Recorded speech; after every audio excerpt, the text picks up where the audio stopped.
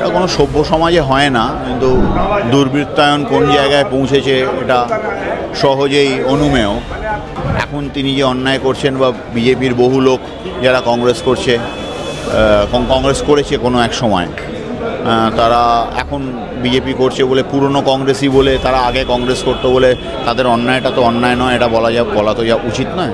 বলবো আমরা তো আর পাল্টা মারামারি করতে যাব না, আমাদের সে কালচারও নয়। যে কালচার বিজেপি বা তৃণমূলের কালচার, সেটা তো কংগ্রেসের কালচার নয়। বিজেপির কর্মী হিসেবে এসেছে, পার্টির সঙ্গে যোগাযোগ নিয়ে একটা সেলফ কন্ট্রাডিক্টরি কথাবার্তা। আমি বিজেপির কর্মী অথচ আমার পার্টির সঙ্গে যোগাযোগ, তাহলে বিজেপির কর্মী কথাটা বলার দরকারই ছিল না। ভোটাধিকার যাত্রা সফল হয়েছে, এটা থেকে এই দুটো ঘটনা থেকে প্রমাণ যে what we are doing is right, what we are doing is correct and righteous.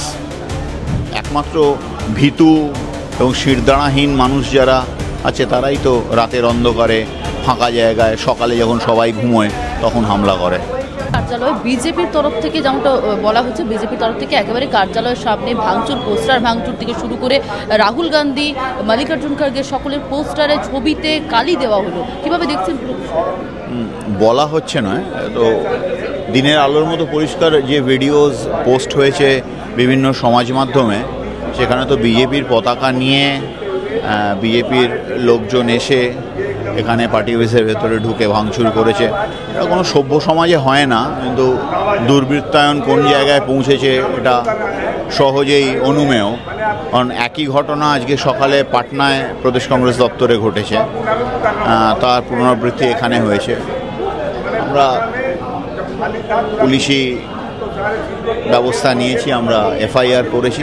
পরবর্তীকালে law will take its own course. আমার এটা নিয়ে বলার কিছু নেই। বলবো আমরা তো আর পাল্টা মারামারি করতে যাব না, আমাদের সে কালচারও নয়।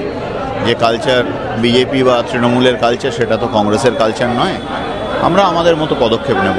যার বিরুদ্ধে অভিযোগ উঠছে তিনি একসময় সক্রিয়ভাবে কংগ্রেস করতেন, মমতা ব্যানার্জিও সক্রিয়ভাবে কংগ্রেস করতেন, কংগ্রেসের এমপি ছিলেন 84 সাল থেকে 98 অবধি উনি কংগ্রেস করেছেন। তা বলে এখন তিনি যে অন্যায় করছেন বা বিজেপির বহু লোক যারা কংগ্রেস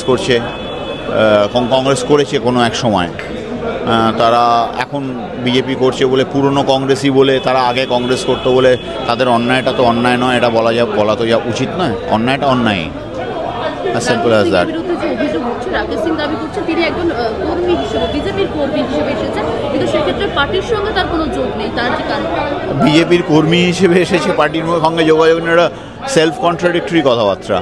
আমি বিজেপির কর্মী অথচ আমার পার্টির সঙ্গে যোগাযোগ, তাহলে বিজেপির কর্মী কথাটা বলার দরকারই ছিল না।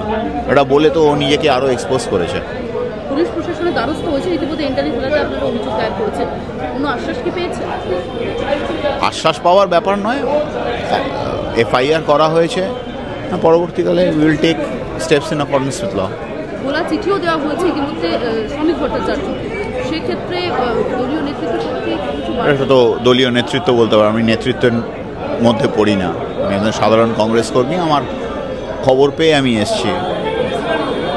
এভাবে যে দিনের আলোতে স্পষ্ট যেখানে কর্মীরা কেউ নেই, সেক্ষেত্রে এসে ভাঙচুর বিষয়টা কতটা মানে বাংলার জনগণের কাছে কতটা, সামনে নির্বাচন রয়েছে, নর্মালি এরকম যারা বেসিক্যালি ভীতু হয় তারা এরভাবেই করে।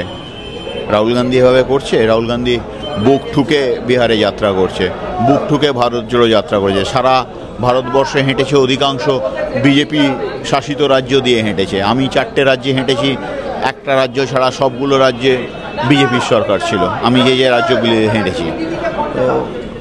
তো একমাত্র ভীতু এবং শিরদাঁড়াহীন মানুষ যারা আছে তারাই তো রাতের অন্ধকারে ফাঁকা জায়গায় সকালে যখন সবাই ঘুমোয় তখন হামলা করে। কখনো বাঘকে দেখেছেন নাকি এরকমভাবে হামলা করতে? বাঘ এভাবে হামলা করে না। ভোটাধিকার যাত্রা কি ব্যাহত করার জন্য এটা করা হচ্ছে? ভোটাধিকার যাত্রা সফল হয়েছে, এটা থেকে এই দুটো ঘটনা থেকে প্রমাণ যে what we are doing is right, what we are doing is correct and righteous. আরো ভালো ভালো খবর দেখতে সাবস্ক্রাইব করুন বাংলা হান্টের ইউটিউব চ্যানেল। বাংলা হান্টের আরো খবর দেখতে নজর রাখুন। বাংলা খবর মানেই বাংলা হান্ট।